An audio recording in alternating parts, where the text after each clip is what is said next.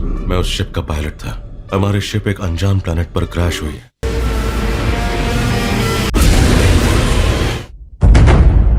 Ship को launch करो।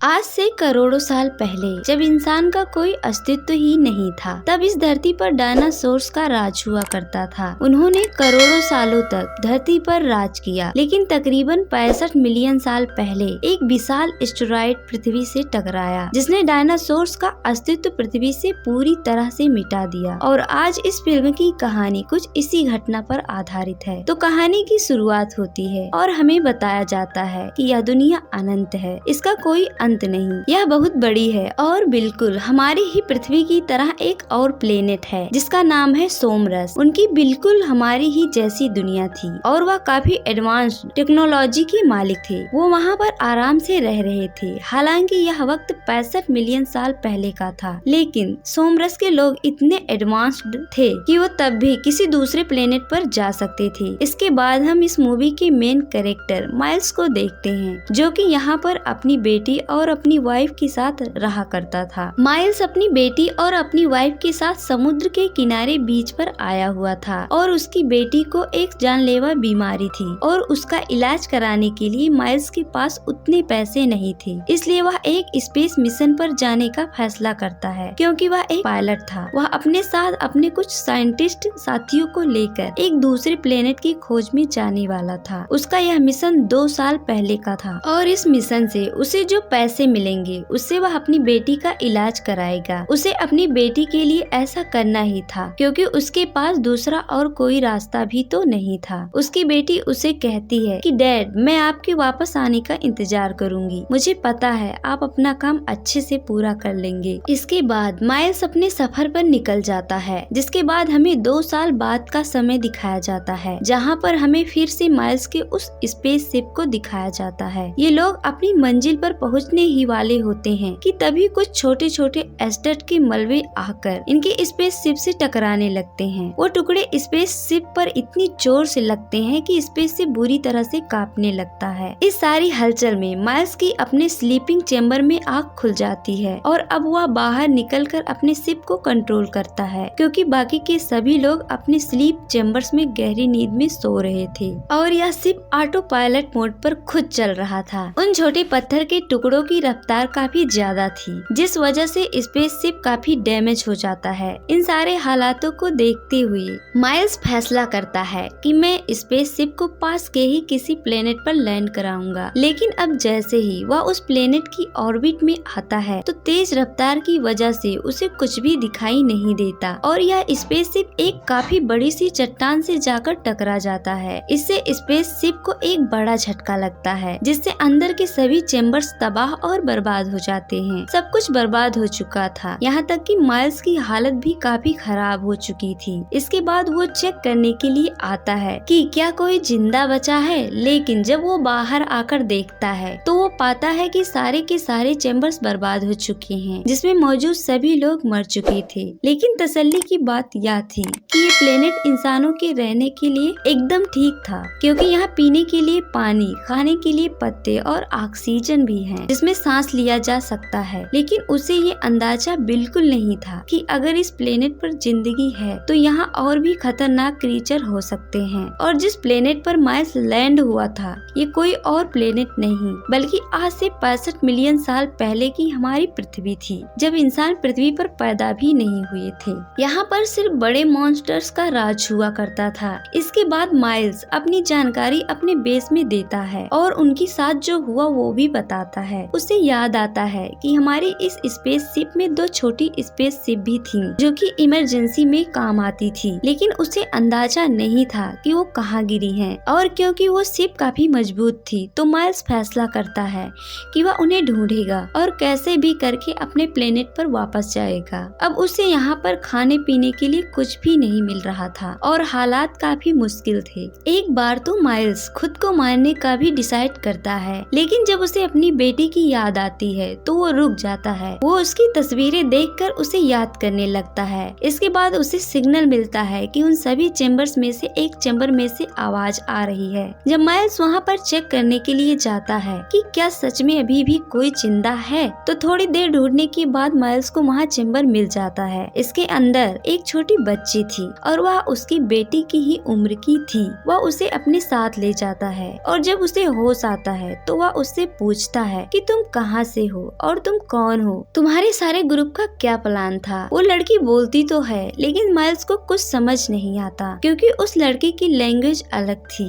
इसलिए वह समझ नहीं पाता कि लड़की क्या कह रही है और किस भाषा में बात कर रही है। माइल्स को चेम्बर में एक लड़की की डायरी भी मिली थी जिसे पढ़ने के बाद उसे समझ आता है कि इस लड़की का नाम कोवा है। अब अगली सुबह माइल्स इस प्लेनेट को बारीकी से जांचने के लिए यहाँ छानबीन करने के लिए घूमने चला जाता है और साथ ही वह अपने स्पेसशिप को भी ढूंढ रहा था। यहाँ पर उसे काफी सारे वोल्केनो मिलते हैं जो कि बार बार इरप्ट भी हो रहे थे। इसके बाद माइल्स अपना हाई टेक्नोलॉजी GPS निकालता है जो कि किसी भी चीज को ढूंढने का काम किया करता है, जिससे माइल्स को पता लग जाता है कि उसका छोटा स्पेसशिप यहाँ से 15 किलोमीटर की दूरी पर एक पहाड़ पर क्रैश हुआ था। अब वो आगे देखने के लिए जैसे ही जाता है तो एक डायनासोर का एक छोटा बच्चा उस पर हमला कर देता है, लेकिन माइल्स की किस्मत अच्छी थी, उसके पास एक इलेक्ट्रिक गन थी। वो उस डायनासोर के बच्चे को खुद से दूर करके उसे मार देता है और अपनी जान बचाकर उस बच्चे के पास आ जाता है। वो उसे इस सब के बारे में बताता है और कहता है कि हमें जल्द से जल्द ब्रिज का रास्ता पार करके वहाँ पर पहुँचना होगा ताकि हम यहाँ से निकल सके। माइल्स की बात सुनकर कोवा उससे कहती है कि हम जिन चेम्बर्स में आए थे उसमें मेरे पेरेंट्स भी थे और उन्हें लिए बगैर मैं कहीं नहीं जाऊंगी। लेकिन माइल्स जानता था कि वो सारे चेम्बर्स तबाह हो चुके हैं। वो उस बच्चे को यह बात न बताते हुए उसे समझाता है, लेकिन कोवा उसकी कोई बात सुनने को तैयार ही नहीं थी। इसलिए माइल्स उससे झूठ बोल देता है कि तुम्हारे पेरेंट्स भी उसी पहाड़ पर हैं, तो जल्द से जल्द मेरे साथ चलो, हमें वहाँ पर पहुँचना होगा। यह सुनकर कोवा मान जाती है और वो अपनी पूरी तैयारी के साथ अपनी मंजिल के लिए निकल पड़ते हैं। लेकिन जितना आसान यह रास्ता लग रहा था उतना ही खतरनाक और मुश्किलों से घिरा हुआ था, क्योंकि इस समय में न सिर्फ चलने वाले बल्कि उड़ने वाले डायनासोर्स भी हुआ करते थे और न जाने किस किस तरह की मखलूक थी जो कि उन पर कभी भी हमला कर सकती थी। अब वो दोनों किसी तरह से छिप छिपाते एक बड़े से मैदान से होते हुए एक जंगल में आ जाते हैं और यहाँ पर कुछ बहुत ही भयानक डायनासोर होते हैं जो कि उन्हें देख लेते हैं। वो सब उन पर हमला करने लगते हैं। अब माइल्स अपना इलेक्ट्रिक गन निकालकर उन पर शूट करता है और वो अपना और कोवा का बचाव कर रहा था। खैर वो लोग किसी तरह से यहाँ से बचकर आगे जाते हैं, जहाँ पर उन्हें एक नदी मिलती है। वो यहाँ पर अपना हाथ मुंह धोकर थोड़ा आराम करते हैं, जिसके बाद माइल्स एक पेड़ पर चढ़ता है और अपना GPS निकालकर पता करता है कि अब उनका स्पेसशिप कितनी दूरी पर रह गया है। लेकिन तभी अचानक से टहनी टूट जाती है और माइल्स जोर से जमीन पर आकर गिरता है, जिससे उसका एक हाथ डिसलोकेट हो जाता है और उसे काफी दर्द हो रहा था। उस टहनी के टूटने की आवाज सुनकर यहाँ पर कुछ भयानक डायनासोर्स आने लगते हैं। अब वो माइल्स को जैसे ही मारने के लिए आते हैं कि माइल्स के पास कुछ बम्स होते हैं जिन्हें वह उन डायनासोर्स के ऊपर ब्लास्ट करता है, जिनसे वह मरने लगते हैं। यहाँ पर माइल्स इस तरह से अपना बचाव कर रहा था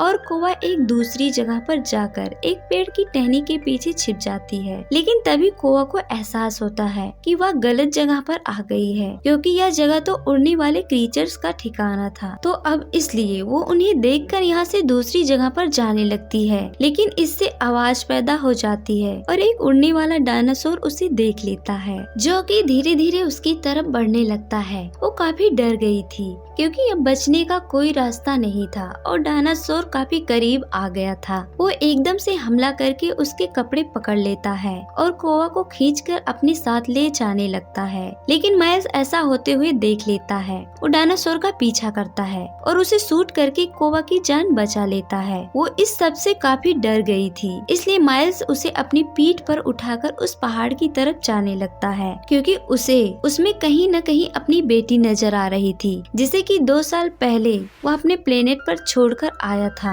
अब क्योंकि इन्हें चलते चलते रात हो जाती है और रात में चलना खतरे से खाली नहीं था, इसलिए ये लोग एक केव में जाकर रात गुजारने का फैसला करते हैं। यहाँ पर माइल्स दोबारा से अपनी GPS चेक करता करता है कि अब उसका स्पेसशिप कितनी दूर रह गया है। लेकिन यहाँ पर जो चीज माइल्स को पता लगती है उसे जानकर उसके होश उड़ जाते हैं, क्योंकि स्पेस में जो एस्टेरॉइड के टुकड़े माइल्स के स्पेसशिप से आकर टकराए थे वो पृथ्वी पर गिरने वाले थे, जिससे होगा यह कि सारे डायनासोर्स और पृथ्वी पर जो भी जीव हैं वो सब कुछ तबाह हो जाएंगे, वो सारी चीजें राख में बदल जाएंगी। वो यह सारी चीजें समझ गया था और वो कोवा को भी इस बारे में बताता है। अब सुबह होते ही वे लोग जैसे ही यहाँ से निकलने वाले थे कि एक बड़ा सा डायनासोर आकर उन पर हमला कर देता है, जिससे बचने के लिए वो लोग उस केव के अंदर आ जाते हैं। यहाँ आकर उन्हें एक सुरंग मिलती है जिसका साइज काफी छोटा था और अब इसलिए माइल्स यहाँ पर बम से धमाका करता है, जिससे छेद सिर्फ इतना बड़ा होता है कि यहाँ से कोवा गुजर सकती थी, लेकिन माइल्स नहीं। कोवा निकल जाती है लेकिन माइल्स अंदर ही रह जाता है, जिससे यहाँ पर एक और डायनासोर माइल्स पर हमला कर देता है। लेकिन माइल्स के पास जो इलेक्ट्रिक गन थी वो उससे उस डायनासोर पर शूट करके खुद को बचा लेता है और जैसे तैसे वह सुरंग से बाहर आता है। लेकिन बाहर आकर उसे कोवा कहीं भी दिखाई नहीं देती। वो आसमान से बहुत सारे चट्टानों के टुकड़े धरती की तरफ आते हुए देख रहा था, जिसका मतलब यह था कि इन लोगों को जल्दी इस प्लेनेट को छोड़ना होगा, वरना वो लोग मारे जाएंगे। और इसलिए वह जल्दी से उस तरफ भागने लगता है जहाँ वो स्पेसशिप थी। लेकिन वह गलती से एक दलदल में गिर जाता है। वो निकलने की बहुत कोशिश करता है लेकिन वह दलदल उसे निगलता जा रहा था, यहाँ तक कि वह कोवा को भी आवाज लगाता है। लेकिन अब बचने की कोई भी उम्मीद नजर नहीं आ रही थी। अब इससे पहले वह पूरी तरह से डूब जाता, कोवा यहाँ पर आ जाती है और उसकी मदद करने लगती है। वो पेड़ की एक टहनी माइल्स की तरफ झुका देती है, जिसे पकड़कर वह जैसे तैसे बाहर आ जाता है। बाहर आते ही वो कोवा को जोर से गले लगा लेता है, क्योंकि आज वह मरने ही वाला था। लेकिन कोवा ने उसे बचा लिया। फिर वो उसे बताता है कि प्लेनेट जल्द ही खत्म होने वाला है,